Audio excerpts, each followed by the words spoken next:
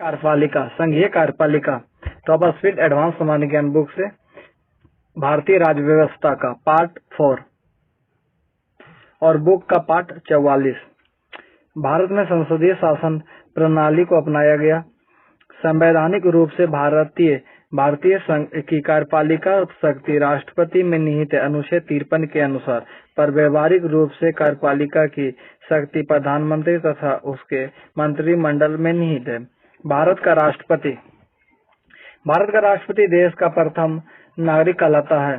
राष्ट्रपति देश का संवैधानिक प्रधान होता है। भारत का राष्ट्रपति संविधान का संरक्षक तथा भारतीय जनता का प्रतीक होता है।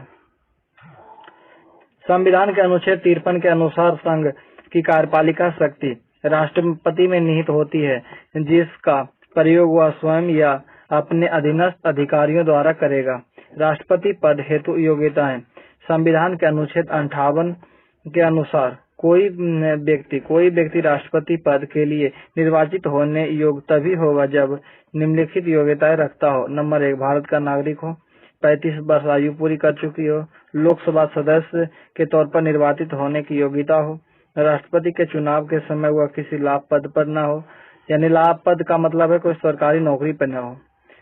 अनुच्छेद 58 के तहत राष्ट्रपति, उपराष्ट्रपति अथवा संघ या राज्य के मंत्री परिषद के सदस्य को लाभ का पद के अंतर्गत नहीं माना गया है, अर्थात वे राष्ट्रपति के चुनाव में उम्मीदवार हो सकते हैं। राष्ट्रपति पद हेतु निर्वाचन व्यवस्था। राष्ट्रपति पद के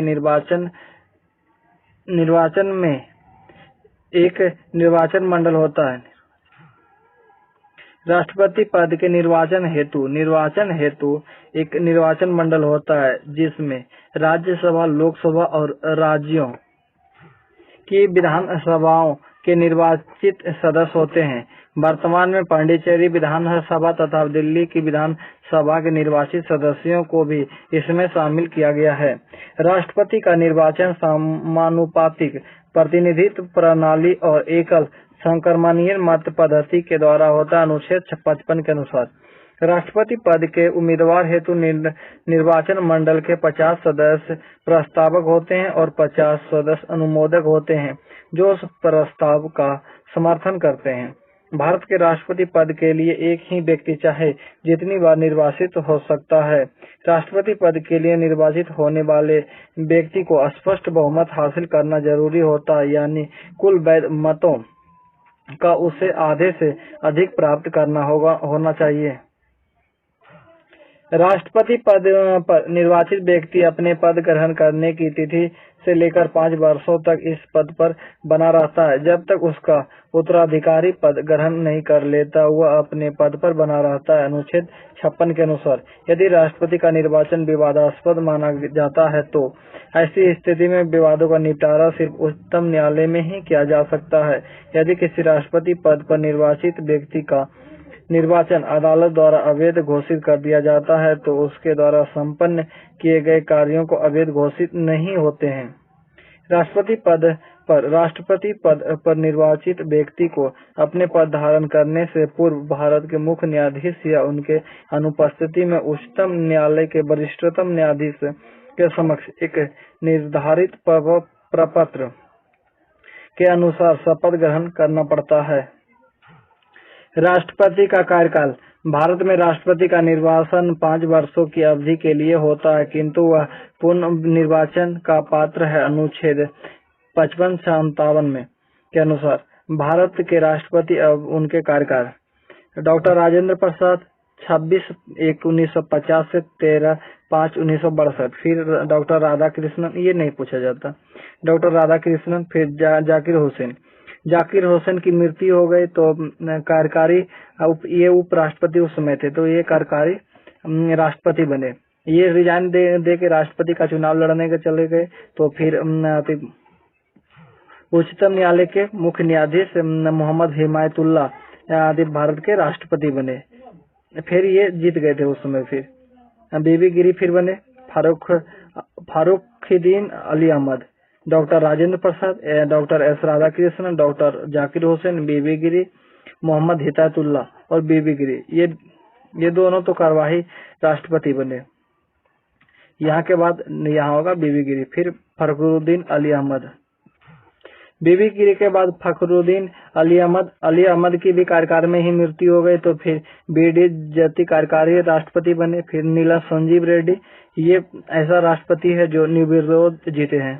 ज्ञानी जैल सिंह, आर वेंकटरमन, डॉक्टर शंकर दयाल शर्मा, के आर नारायण, डॉक्टर एपीजे अब्दुल कलाम, फिर प्रतिभा देवी पाटिल, फिर प्रणब मुखर्जी और रामनाथ कोविंद जो वर्तमान में अभी हैं। एक बार और देख लेते हैं। Doctor Rajendra Prasad, doctor S Radhakrishnan, Zakir Hussain, V V Giri, Fakhruddin Ali Ahmed, Neelam Sanjiva Reddy, Giani Zail Singh, R Venkataraman, doctor Shankar Dayal Sharma, K R Narayan, doctor APJ Abdul Kalam, Pratibha Devi Singh Patil, Pranab Mukherjee, Ramnath Kovind. Bharat के प्रथम राष्ट्रपति डॉक्टर राजेंद्र प्रसाद लगातार 2 बार राष्ट्रपति निर्वाचित हुए थे। डॉक्टर एस राधाकृष्णन लगातार 2 बार उपराष्ट्रपति बने तथा 1 बार राष्ट्रपति बने। नीलम संजीव रेड्डी 1 बार राष्ट्रपति चुनाव में हारकर बाद में निर्विरोध राष्ट्रपति निर्वाचित हुए। भारत की प्रथम महिला राष्ट्रपति होने का गौरव प्रतिभा देवी सिंह पाटिल को प्राप्त है। राष्ट्रपति द्वारा पद त्याग की दशाएं। राष्ट्रपति यदि चाहे तो उपराष्ट्रपति को संबोधित ने अपने त्यागपत्र द्वारा अपने पद अवधि यानी 5 वर्ष से पूर्व अपने पद से हट सकता है। उपराष्ट्रपति द्वारा राष्ट्रपति के त्यागपत्र की सूचना लोकसभा अध्यक्ष को दी जाती है। महाभियोग की प्रक्रिया द्वारा संविधान के अतिक्रमण के लिए हटाए जाने पर महाभियोग के लिए एक ही आधार है जो अनुच्छेद 61 के 1 में उल्लेखित है, वह संविधान का अतिक्रमण के संबंध में है। राष्ट्रपति पर महाभियोग लगाने की प्रक्रिया अनुच्छेद 61 में है। संसद के किसी भी सदन यानी उच्च सदन, राज्यसभा, निम्न सदन, लोकसभा के 1/4 सदस्यों के हस्ताक्षर के साथ संविधान के प्रावधानों के उल्लंघन के आरोप में राष्ट्रपति पर महाभियोग लगाया जा सकता है, पर इसके लिए जरूरी है कि राष्ट्रपति को इसके सूचना 14 दिन पहले दी जाए। जिस सदन में महाभियोग का प्रस्ताव पेश किया जाता है उसके 2/3 सदस्यों द्वारा प्रस्ताव को पारित कर देने पर उक्त प्रस्ताव को संसद के दूसरे सदन में भेजा जाता है। यदि दूसरा सदन भी राष्ट्रपति के खिलाफ आरोपों की पड़ताल कर प्रस्ताव को 2/3 बहुमत से पारित कर दे तो महाभियोग लगाने की प्रक्रिया पूरी हो जाती है। तब राष्ट्रपति को अपना पद छोड़ना पड़ता है। लेकिन भारत में अभी तक किसी भी राष्ट्रपति पर महाभियोग नहीं लगाया गया है। राष्ट्रपति भवन। नई दिल्ली स्थित राष्ट्रपति भवन वास्तुकला का उत्कृष्ट नमूना। इस भवन का निर्माण 17 वर्ष लगे। निर्माण कार्य में 1.5 करोड़ रुपए खर्च हुए। 4 मंजिला राष्ट्रपति भवन में कुल 340 कमरे हैं। राष्ट्रपति भवन के बाहर आते ही स्थित मुगल गार्डन पर्यटकों को आज भी लुभाता है। 26 जनवरी 1950 ईस्वी को यह भवन भारत के राष्ट्रपति डॉक्टर राजेंद्र प्रसाद के सरकारी आवास बना। तब से भारत के सभी राष्ट्रपति इसी में रहते हैं। और ये मुगल गार्डन में 1200 प्रजाति के फूल पाए जाते हैं। भारत में अब तक किसी भी राष्ट्रपति के खिलाफ महाभियोग नहीं लगाया गया है। जब रिक्त राष्ट्रपति की पदावधि 5 वर्ष की समाप्ति से हुई तो निर्वाचन पदावधि की समाप्ति से पहले ही कर लिया जाएगा।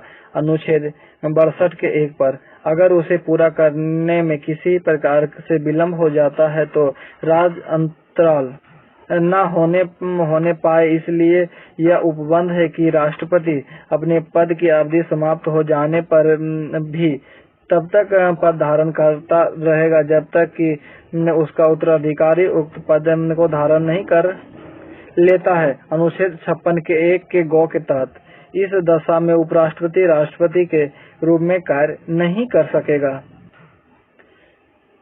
पदासीन राष्ट्रपति की पदावधि की समाप्ति से विभिन्न किसी अन्य कारण से उत्पन्न होने वाली रिक्त की दशा में निर्वाचन रिक्त होने की तारीख के पश्चात यथाशीघ्र और प्रत्येक दशा में 6 महीने बीतने से पहले करने का प्रावधान है। ऐसे रिक्त होने पर यथा राष्ट्रपति की मृत्यु उपराष्ट्रपति तुरंत राष्ट्रपति के रूप में कार्य करेगा। अनुच्छेद 65 के एक के तहत जो नया राष्ट्रपति निर्वाचित होगा वह पद ग्रहण करने की तारीख से लेकर पूरे 5 वर्ष की पदावधि तक पद धारण करने का हकदार होगा। राष्ट्रपति के कर्तव्यों का निर्वहन अन्य आकस्मिकताओं में अनुच्छेद 76 में यह है।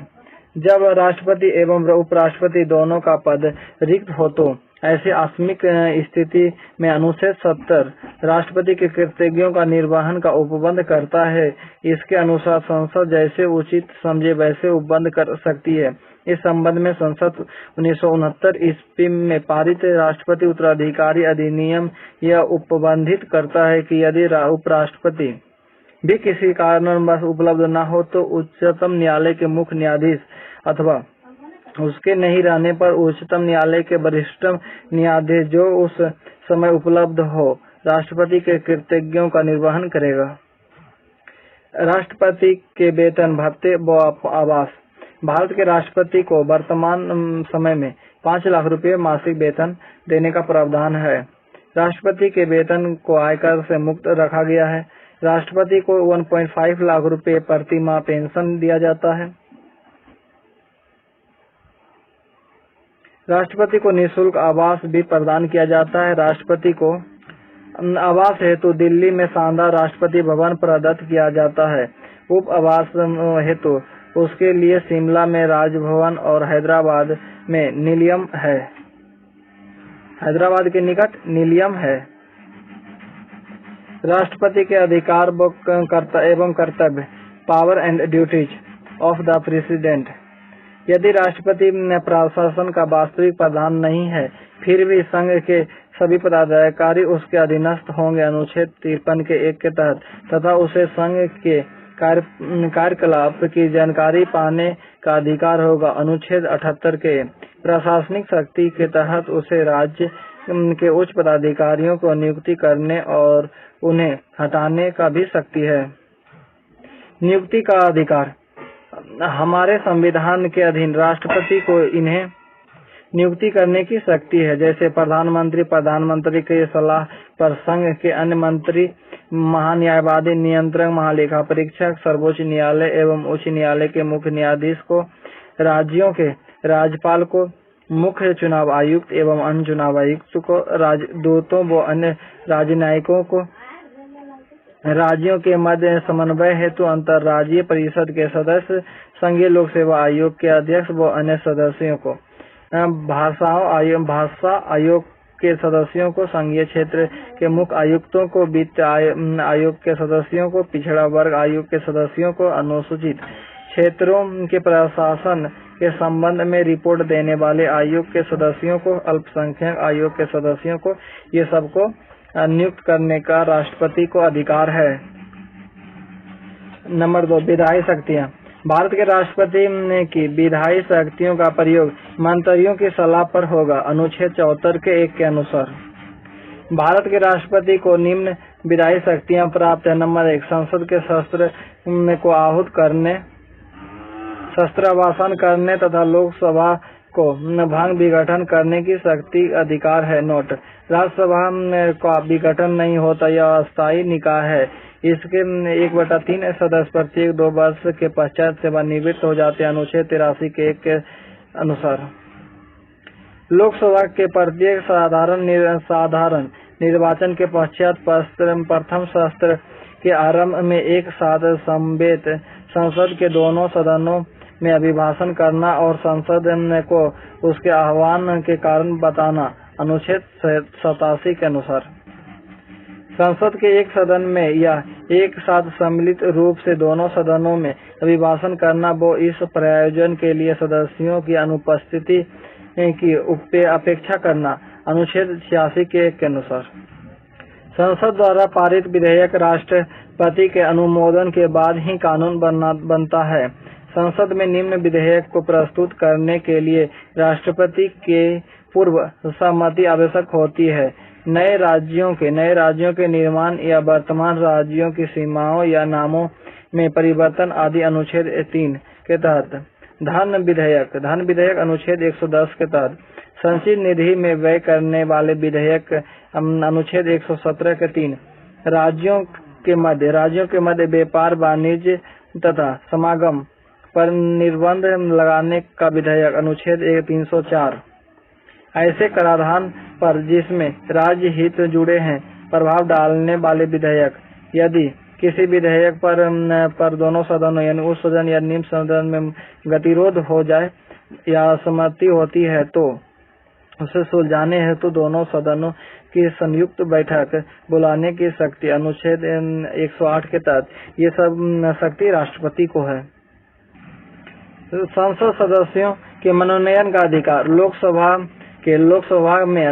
में आंग्ल भारतीय समुदाय के व्यक्तियों का समुचित प्रतिनिधित्व नहीं होने पर राष्ट्रपति उस समुदाय के 2 व्यक्तियों को लोकसभा सदस्य रूप में नामांकित कर सकता है अनुच्छेद 331 के तहत।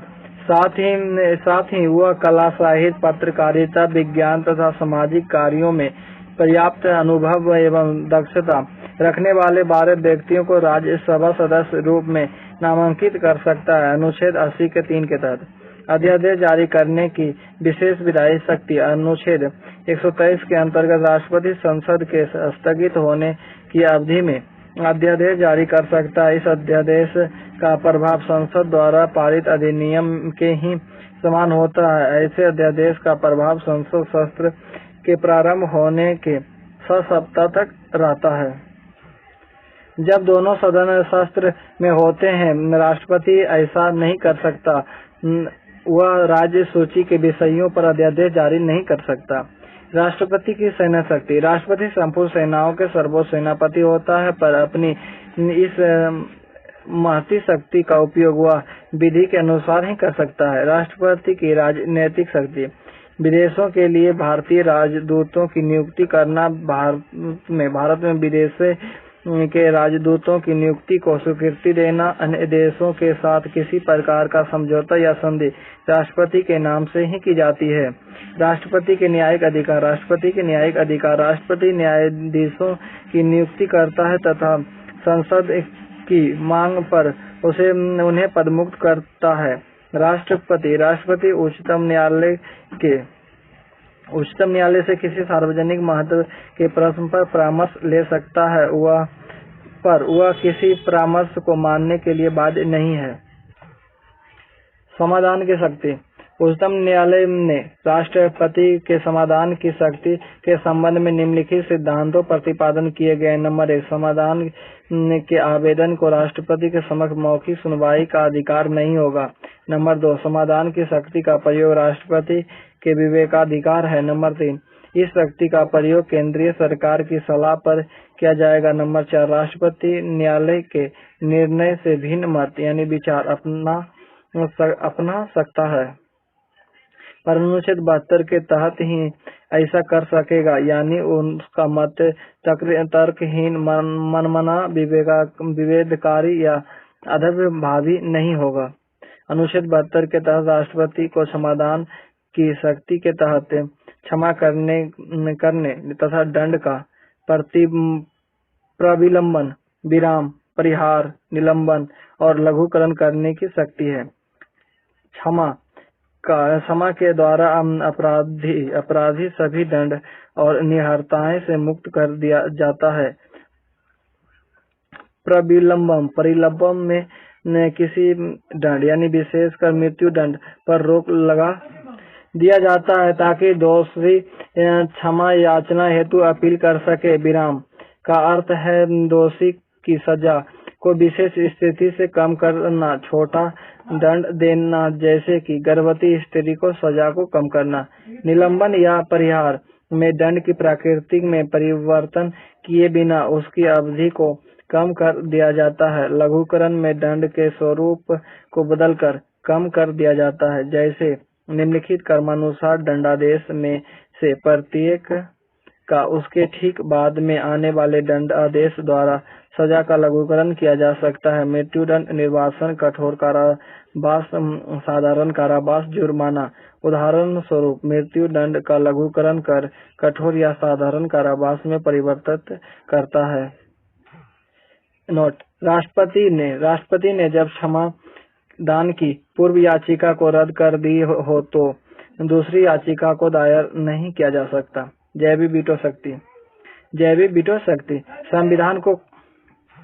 संविधान कोई समय सीमा विहित तय नहीं करता है जिसके भीतर राष्ट्रपति विधेयक द्वारा अपनी अनुमति दे या इनकार करे या उसे वापस करे। अनुच्छेद 111 केवल यह कहता है कि यदि राष्ट्रपति विधेयक को लौटाना चाहता है तो वह विधेयक को उसे प्रस्तुत किए जाने के बाद यथाशीघ्र लौटा देगा। इस समय सीमा के अभाव में भारत का राष्ट्रपति जैविक वीटो का प्रयोग कर सकेगा। इसके लिए उन्हें केवल यही करना होगा कि विधेयक को मेज पर पड़े रहने दे। भारत में जैविक वीटो शक्ति का उदाहरण 1986 ईस्वी में दिखा जब संसद ने भारतीय डाकघर संशोधन विधेयक बिल पारित किया था। इसके कुछ उपबंधों पर प्रेस की स्वतंत्रता के विरुद्ध होने पर प्रेस जगत ने गहरा अपेक्षा किया। तब तत्कालीन राष्ट्रपति ज्ञानी जैल सिंह ने इसे ना तो अनुमति दी न ही इनकार किया। अभी तक भारत में राष्ट्रपति के जैविक वीटो शक्ति का प्रथम उदाहरण है। नोट 3 वर्ष पश्चात 1989 ईस्वी में अगले राष्ट्रपति आर वेंकट रमन ने इस विधेयक को नई राष्ट्रपति मोर्चा सरकार के पास पुनः विचार हेतु भेजा, जिस पर नई सरकार ने उसे रद्द करने का निर्णय लिया। आपात शक्तियां। राष्ट्रपति मंत्रिपरिषद के परामर्श से 3 प्रकार की आपात लागू कर सकता है। इसका उल्लेख संविधान के भाग 18 अनुच्छेद 52 से 60 के अंतर्गत किया गया है। राष्ट्रपति द्वारा आपातकाल लागू करने की शक्तियां। युद्ध या बाह्य आक्रमणों या आंतरिक सशस्त्र विद्रोह के समय लगाया गया आपातकाल यह अनुच्छेद 352 में है। राज्यों में संवैधानिक तंत्र के विफल होने पर लगाया गया आपातकाल राज्य के राष्ट्रपति शासन जिसे कहते हैं, अनुच्छेद 356। आर्थिक संकट या वित्तीय आपात 2 माह न्यूनतम अवधि है, अनुच्छेद 360। ये अभी तक नहीं लागू हुआ है। महत्वपूर्ण पदाधिकारियों के मासिक वेतन। राष्ट्रपति 5 लाख रुपए प्रति माह है। उपराष्ट्रपति का वेतन 4 लाख रुपए प्रति माह है। लोकसभा अध्यक्ष का परम वेतन 4 लाख रुपए प्रति माह है। राज्यपाल का वेतन 3.5 लाख रुपए प्रति माह है। सर्वोच्च न्यायालय के मुख्य न्यायाधीश का वेतन 2,80,000 रुपए प्रति माह है। सर्वोच्च न्यायालय के अन्य न्यायाधीशों का वेतन 2,25,000 रुपया है। उच्च न्यायालय के मुख्य न्यायाधीश का वेतन 2,50,000 रुपया है। उच्च न्यायालय के अन्य न्यायाधीश का वेतन 2,25,000 रुपये प्रति माह है। महान्यायवादी का वेतन 2,50,000 रुपये प्रति माह है। मुख्य चुनाव आयुक्त का वेतन 2,50,000 रुपये प्रति माह है। नियंत्रक एवं महालेखा परीक्षक का वेतन 2,50,000 रुपये प्रति माह है। संघ लोक सेवा आयोग का अध्यक्ष का वेतन 2,50,000 रुपये प्रति माह है। केंद्रीय सत्कर्ता आयुक्त का वेतन 2,50,000 रुपये प्रति माह है। संघ लोक सेवा आयोग के अध्यक्ष का वेतन 2,50,000 रुपया है। केंद्रीय सत्कर्ता आयुक्त के सदस्य का वेतन 2,25,000 रुपया है। उपराज्यपाल का वेतन 2,25,000 रुपया है। संघ लोक सेवा आयोग के सदस्य का वेतन 2,50,000 रुपये प्रति माह है। संसद का वेतन 1 लाख रुपये प्रति माह है। भारत के उपराष्ट्रपति। संविधान के अनुच्छेद 63 के अनुसार भारत में एक उपराष्ट्रपति का पद सृजन किया गया है। उपराष्ट्रपति का कार्यकाल 5 वर्ष का होता है। वह राज्यसभा के पहले सभापति होता है, अनुच्छेद 64 एवं 89 के तहत। अमेरिका के संविधान से भारत में उपराष्ट्रपति पद की प्रेरणा ली गई है। उपराष्ट्रपति को राज्यसभा में मतदान का अधिकार नहीं है, क्योंकि वह राज्यसभा का सदस्य नहीं होता है, पर सभापति के रूप में वह निर्णायक मत डाल सकता है। भारत के उपराष्ट्रपति डॉक्टर एस राधाकृष्णन ये पहले राष्ट्रपति हुए और 2 कार्यकाल इनका रहा। फिर डॉक्टर जाकिर हुसैन, बीबी गिरी, गोपाल स्वरूप पाठक, बी.डी. जत्ती, न्यायमूर्ति Mohammad Hidayatullah, R Venkataraman, doctor Shankar Dayal Sharma, K R. Narayan, Krishan Kant, Bhairon Singh Shekhawat, Hamid Ansari, Venkaiah Naidu. Doctor S Radhakrishnan, doctor Zakir Hussain, V V Giri, Gopal Swarup Pathak, B D. Jatti, न्यायमूर्ति मोहम्मद हिदायतुल्ला, आर वेंकटरमन, डॉक्टर शंकर दयाल शर्मा, के.आर. नारायण, कृष्णकांत, भैरव सिंह शेखावत, हामिद अंसारी, वेंकैया नायडू। अभी वर्तमान में वेंकैया नायडू हैं। हमीद अंसारी का भी 2 कार्यकाल रहा था। राष्ट्रपति की अनुपस्थिति में राष्ट्रपति पद के रिक्त होने अथवा आवश्यकता पड़ने पर उपराष्ट्रपति राष्ट्रपति का कार्यभार संभालता है। जब उपराष्ट्रपति राष्ट्रपति का कार्यभार संभालता है तो उस समय राज्यसभा का सभापति ये पद पे ये नहीं होता है।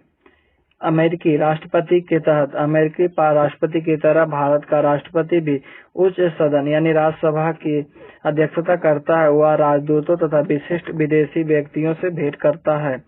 उपराष्ट्रपति पद के निर्वाचन हेतु योग्यताएं: भारत का नागरिक हो, 35 वर्ष आयु पूरी कर चुकी हो, निर्वाचन के समय किसी लाभपद पर न हो, वह राज्यसभा के सदस्य निर्वाचित होने का योग्यता रखता हो, वह संसद में किसी सदन या राज्य विधान मंडल के किसी सदन के सदस्य न हो। यदि ऐसा व्यक्ति उपराष्ट्रपति के पद निर्वाचित होता है तो माना जाएगा कि उसे उक्त सदन को अपना स्थान यानी उपराष्ट्रपति के पद ग्रहण करने की तारीख से रिक्त कर दिया है। उपराष्ट्रपति पद ग्रहण करने से पहले राष्ट्रपति अथवा उसके द्वारा नियुक्त किसी अन्य उच्चाधिकारी के समक्ष शपथ लेता है। उपराष्ट्रपति की पदाविधि: अनुच्छेद 67।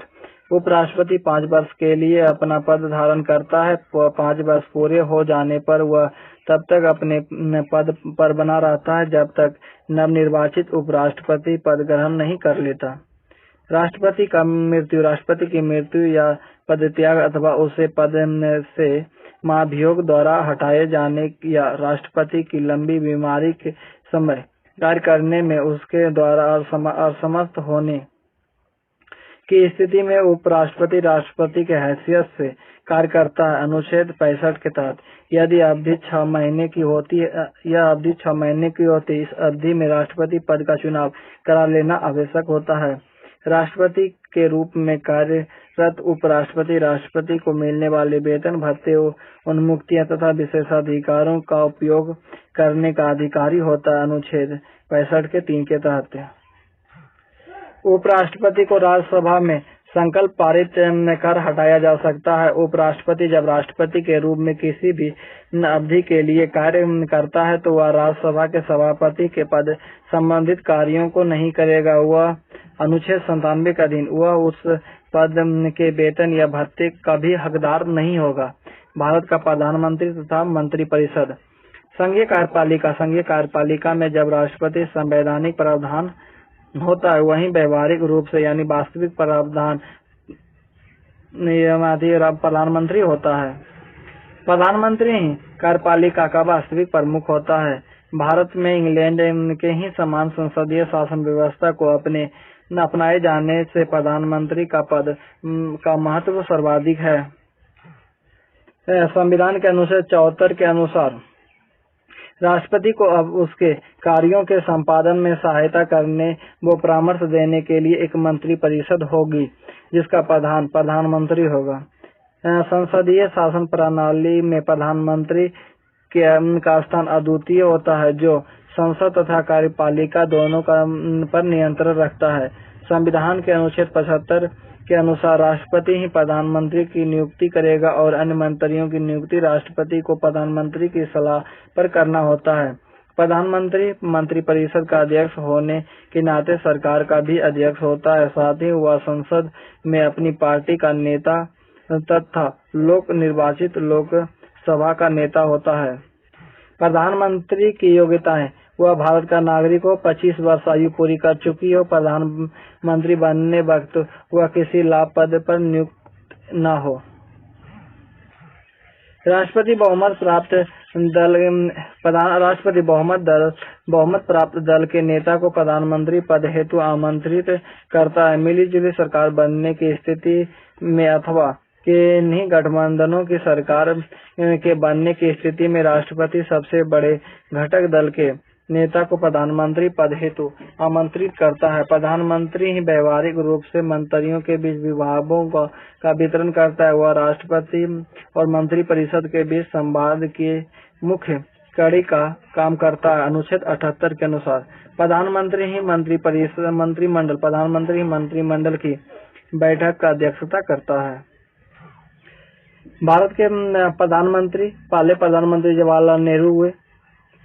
फिर इनकी मृत्यु होने के बाद कार्यकारी प्रधानमंत्री गुलजारीलाल नंदा बना। फिर दूसरे नंबर का प्रधानमंत्री लाल बहादुर शास्त्री हो। इनके भी कार्यकाल में ही मृत्यु हो गई और फिर कार्यकारी प्रधानमंत्री बने गुलजारीलाल नंदा। फिर तीसरा नया प्रधानमंत्री इंदिरा गांधी, फिर मोरारजी देसाई, चौधरी चरण सिंह, फिर इंदिरा गांधी, राजीव गांधी, विश्वनाथ प्रताप सिंह, फिर Chandrashekhar Singh, PV. Narasimha Rao, Atal Bihari Vajpayee, HD. Deve Gowda, IK. Gujral, फिर अटल बिहारी वाजपेयी, डॉक्टर मनमोहन सिंह, इनका 2 कार्यकाल रहा, और नरेंद्र मोदी जो अभी तत्काल में भारत के प्रधानमंत्री हैं। प्रधानमंत्री के बारे में कुछ महत्वपूर्ण बातें। भारत के प्रथम उप प्रधानमंत्री सरदार वल्लभ भाई पटेल थे। भारत के प्रथम प्रधानमंत्री जवाहरलाल नेहरू अब तक के प्रधानमंत्रियों में सर्वाधिक समय यानी 16 वर्ष 9 माह 13 दिन तक कार्यरत रहे। एकमात्र प्रधानमंत्री जो कभी लोकसभा में उपस्थित नहीं हो पाए, चौधरी चरण सिंह। लाल बहादुर शास्त्री का निधन 11 जनवरी 1966 ईस्वी को देश से बाहर ताशकंद में हुआ था। पदावधि के दौरान मृत्यु को प्राप्त होने वाले प्रधानमंत्रियों की संख्या 3 यानी जवाहरलाल नेहरू, लाल बहादुर शास्त्री और श्रीमती इंदिरा गांधी। ये तीनों कार्यकाल में रहते ही के दौरान ही मृत्यु हो गई। देश की प्रथम महिला प्रधानमंत्री इंदिरा गांधी बनी, जो वह प्रथम व्यक्ति रही जो 2 भिन्न अवधियों में प्रधानमंत्री पद पर आसीन हुई। प्रथम बार इंदिरा गांधी प्रधानमंत्री बनी, जो उस समय राज्यसभा का सदस्य थी। राजीव गांधी सबसे कम उम्र में 40 वर्ष 72 दिन और मोरारजी देसाई सबसे अधिक उम्र 80 वर्ष 23 दिन में प्रधानमंत्री बने। नरेंद्र मोदी भारत के प्रथम प्रधानमंत्री हैं जिसका जन्म स्वतंत्र भारत में हुआ। भारत के अन्य सभी प्रधानमंत्री का जन्म स्वतंत्रता पूर्व भारत में हुआ। नरेंद्र मोदी का जन्म 17/9/1950 को हुआ और प्रधानमंत्री बनने दिन की अवस्था 63 वर्ष 251 दिन था उसकी उम्र। मोरारजी देसाई प्रथम गैर कांग्रेसी प्रधानमंत्री थे, तब प्रधानमंत्री पद से त्याग पत्र देने वाले प्रथम प्रधानमंत्री रहे। प्रधानमंत्री अटल बिहारी वाजपेयी किसी एक कार्यकाल में सबसे कम समय के लिए अपने पद पर रहने वाले साबित हुए। उनका प्रथम कार्यकाल 1996 से 1996 यानी 13 दिन मात्र ये इनका प्रधानमंत्री का कार्यकाल रहा। विश्वास मत प्राप्त करने में सफल रहने और विश्वास प्रस्ताव द्वारा हटाए जाने वाले प्रथम प्रधानमंत्री हैं विश्वनाथ प्रताप सिंह। पी.वी. नरसिम्हा राव पद ग्रहण करने के समय किसी भी सदन के सदस्य नहीं थे। एच.डी. देवेगौड़ा पद ग्रहण करते समय विधानसभा के सदस्य थे, यानी ये एक एमएलए थे। मंत्री परिषद का सदस्य बनने के लिए वैधानिक रूप से यह आवश्यक है कि व्यक्ति संसद के किसी सदन का सदस्यता रखता हो। यदि कोई व्यक्ति मंत्री बनने के समय किसी भी सदन का सदस्य न हो तो 6 महीने के अंदर उसे संसद के सदस्य बनना पड़ता है किसी भी सदन का, अन्यथा उसे अपना मंत्री पद छोड़ना पड़ता है। प्रधानमंत्री पद नियुक्ति होने के लिए यह अनिवार्य नहीं है कि वह व्यक्ति लोकसभा का ही सदस्य हो। 1966 ईस्वी में जब इंदिरा गांधी पहली बार प्रधानमंत्री बनी तो वह राज्यसभा के सदस्य थे। मनमोहन सिंह भी राज्यसभा के ही सदस्य रहे, दोनों कार्यकाल में ही। जब लोकसभा में किसी भी दल या गठबंधन को बहुमत प्राप्त नहीं होता तो राष्ट्रपति अपने विवेक का प्रयोग कर किसी भी कदावर व्यक्ति को प्रधानमंत्री पद पर नियुक्त कर सकता है, जिसे निश्चित अवधि के अंदर सदन में अपने दल का बहुमत साबित करना होता है। प्रधानमंत्री राष्ट्रपति को संसद का शस्त्र आहूत करने एवं शस्त्रावासन करने संबंधित परामर्श देता है। वह राष्ट्रपति से किसी भी समय लोकसभा को भंग विघटन करने की सिफारिश कर सकता है। मंत्री 3 प्रकार के होते हैं: कैबिनेट मंत्री, राज्य मंत्री, उप मंत्री। कैबिनेट मंत्री अपने विभाग का अध्यक्ष होता है। प्रधानमंत्री और कैबिनेट मंत्रियों के सामूहिक स्वरूप को मंत्रिमंडल कहते हैं।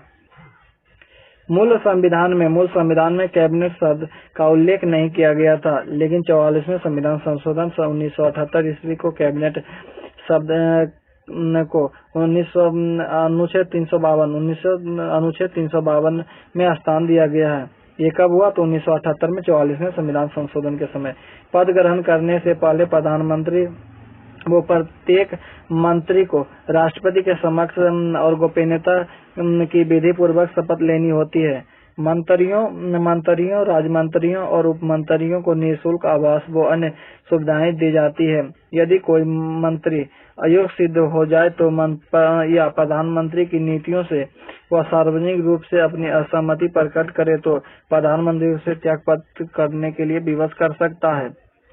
जब कोई मंत्री प्रधानमंत्री के कहने पर भी त्यागपत्र न दे तो प्रधानमंत्री राष्ट्रपति के द्वारा उसे बर्खास्त करवा सकता है। किसी मंत्री को पदमुक्त करने की राष्ट्रपति की शक्ति प्रधानमंत्री में निहित है। यदि लोकसभा में किसी भी मंत्री अथवा प्रधानमंत्री के खिलाफ अविश्वास प्रस्ताव पारित हो जाता है या संबंधित विभाग के विधेयक को लोकसभा रद्द करा दे तो पूरे मंत्रिमंडल को त्यागपत्र देना पड़ता है। प्रधानमंत्री की सलाह पर ही राष्ट्रपति लोकसभा को भंग कर सकता है। प्रधानमंत्री ही नीति आयोग का पैरेन अध्यक्ष होता है। प्रधानमंत्री नीति आयोग, राष्ट्रीय एकता परिषद, राष्ट्रीय विकास परिषद, राष्ट्रीय जल संसाधन परिषद तथा अंतर्राज्यीय परिषद का अध्यक्ष होता है। वह लोकसभा का नेता होने के नाते सभा पटल पर सरकार की नीतियों की घोषणा करता है।